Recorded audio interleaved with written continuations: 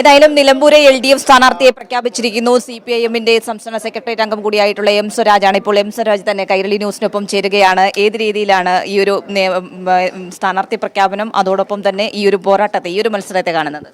സ്ഥാനാർത്ഥിത്വത്തിൽ പ്രത്യേകതയൊന്നുമില്ല. നമ്മളൊക്കെ രാഷ്ട്രീയ പ്രവർത്തകർ എന്ന നിലയിൽ ഓരോ സന്ദർഭങ്ങളിൽ പാർട്ടി നിശ്ചയിക്കുന്ന ചില ചുമതലകളാണ്. എന്നാൽ തെരഞ്ഞെടുപ്പിന് പ്രത്യേക പ്രാധാന്യമുണ്ട്. ഇത് കേരളത്തിലെ ഇടതുപക്ഷ ജനാധിപത്യ മുന്നണി ഗവൺമെൻറ്റിൻ്റെ വികസന പ്രവർത്തനങ്ങൾ വിലയിരുത്തുന്ന ഒരു തെരഞ്ഞെടുപ്പായി മാറും. അതുപോലെ തന്നെ രാജ്യം വലിയ വെല്ലുവിളികളെ നേരിടുന്ന ഒരു സന്ദർഭത്തിൽ ഉറച്ച മതനിരപേക്ഷ നിലപാട് സ്വീകരിക്കുന്ന LDF-നുള്ള സാമാന്യ ജനത്തിൻ്റെ അംഗീകാരമായും ഈ തെരഞ്ഞെടുപ്പ് മാറും എന്ന് തന്നെയാണ് ഞങ്ങൾ പ്രതീക്ഷിക്കുന്നത്. പ്രത്യേകിച്ചും ഇപ്പോഴത്തെ ഒരു തെരഞ്ഞെടുപ്പ് ഉണ്ടാകാനുള്ളൊരു സാഹചര്യമൊക്കെ അങ്ങേക്ക് അറിയുന്നതാണ്. അപ്പോൾ ഇത്തരത്തിൽ ഇടതുപക്ഷത്ത് നിന്ന് ഒരു വ്യക്തി ഇടതുപക്ഷത്തെ വഞ്ചിച്ച് അപ്പുറത്തേക്ക് പോകുന്നു, അതിനെ തുടർന്നുണ്ടാകുന്ന ഒരു സാഹചര്യം. അപ്പോൾ ഈ ഒരു തെരഞ്ഞെടുപ്പ് ഏത് രീതിയിലായിരിക്കും? ഒരു രാഷ്ട്രീയ പോരാട്ടം എന്ന രീതിയിൽ തന്നെ ആയിരിക്കുമോ? ഇത് അടിച്ചേൽപ്പിക്കപ്പെട്ടൊരു തെരഞ്ഞെടുപ്പാണ്. അത് ഒഴിവാക്കാമായിരുന്നതാണ്. സാധാരണ നിലയിൽ ഒരു തെരഞ്ഞെടുപ്പിൽ 5 വർഷത്തേക്കാണല്ലോ തെരഞ്ഞെടുക്കുന്നത്. അപ്പോൾ ആ തെരഞ്ഞെടുപ്പ് വിധിയെ അംഗീകരിക്കുക എന്നതാണ് എല്ലാ ജനപ്രതിനിധികളും ചെയ്യേണ്ടിയിരുന്നത്.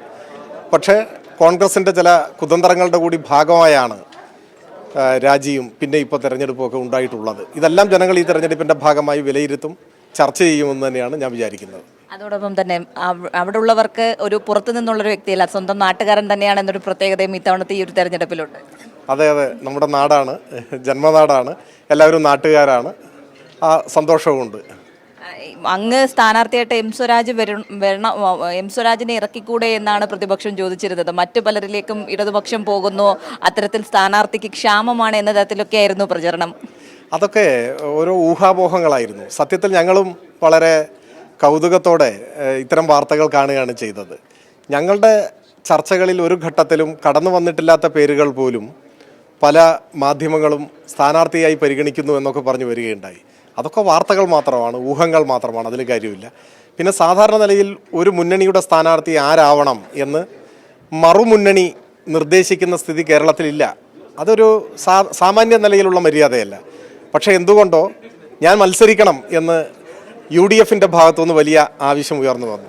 ഞാനതാണ് നേരത്തെ സൂചിപ്പിച്ചത്. എന്തായാലും മത്സരിക്കാൻ കൊള്ളാത്ത ഒരാളാണെന്ന് എതിർപക്ഷം പോലും പറഞ്ഞില്ല, മത്സരിക്കണം എന്നാണ് പറഞ്ഞത്. സ്വീകരിച്ചിരിക്കുന്നു. അവരുടെ പിന്തുണ ഞാൻ അഭ്യർത്ഥിക്കുകയും ചെയ്യുന്നു. എന്താണ് തെരഞ്ഞെടുപ്പിൽ മുന്നോട്ട് വയ്ക്കുന്നത്? കേരളത്തിൻ്റെ വികസനം തുടരണം എന്ന ഇടതുപക്ഷത്തിൻ്റെ മുദ്രാവാക്യമാണ് തെരഞ്ഞെടുപ്പിൽ പ്രധാനമായുമുള്ളത്. നാടിൻ്റെ വികസനം തുടരണം, മതനിരപേക്ഷത പോറലേൽക്കാതെ സംരക്ഷിക്കപ്പെടണം, ജനങ്ങളുടെ ഐക്യം സംരക്ഷിക്കണം. ഈ നിലയാണ് LDF മുൻപോട്ട് വയ്ക്കുന്നത്. തീർച്ചയായും ഈ കാര്യങ്ങളെല്ലാം ചർച്ച ചെയ്യപ്പെടും. ഇപ്പോഴത്തെ ഒരു സാഹചര്യമുണ്ടല്ലോ, പ്രത്യേകിച്ചും PV അൻവർ ഇടതുപക്ഷത്തിൽ നിന്നും പോകുന്നു, അതിന് പിന്നാലെ UDF-മായി ബന്ധപ്പെട്ടിപ്പോൾ വലിയ വിഷയങ്ങൾ നടക്കുന്ന ഒരു പശ്ചാത്തലം കൂടിയാണ്. അപ്പോൾ ഈ ഒരു സാഹചര്യത്തെ കൂടി എങ്ങനെയാണ് കാണുന്നത്? അല്ല, അതൊന്നും ഈ തെരഞ്ഞെടുപ്പിൽ പ്രത്യേക ചർച്ചാ വിഷയമാവേണ്ട കാര്യമല്ല. അദ്ദേഹം എന്ത് നിലപാട് സ്വീകരിക്കുന്നു എന്നുള്ള വ്യക്തതയുമില്ല. അതൊന്നും ഈ തെരഞ്ഞെടുപ്പിനെ ബാധിക്കുമെന്ന് ഞാൻ കരുതുന്നില്ല. തെരഞ്ഞെടുപ്പിൽ പൂർണ്ണതോതിൽ ഇടതുപക്ഷം തന്നെ വിജയിക്കും എന്നുള്ളൊരു ആത്മവിശ്വാസം തന്നെയാണ്. തീർച്ചയായും 101% ഇടതുപക്ഷത്തെ ജനങ്ങൾ അംഗീകരിക്കും, വീണ്ടും തെരഞ്ഞെടുക്കും. അത് കഴിഞ്ഞ തെരഞ്ഞെടുപ്പിൽ തന്നെ ലഭിച്ച ജനവിധിയാണ്. അത് ഈ തെരഞ്ഞെടുപ്പിലും തുടരും.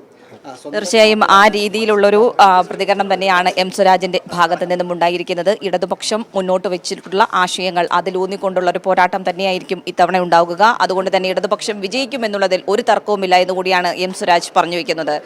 ഷാജില അലി ഫാത്തിമയ്ക്കൊപ്പം S. ഷീജ, തിരുവനന്തപുരം.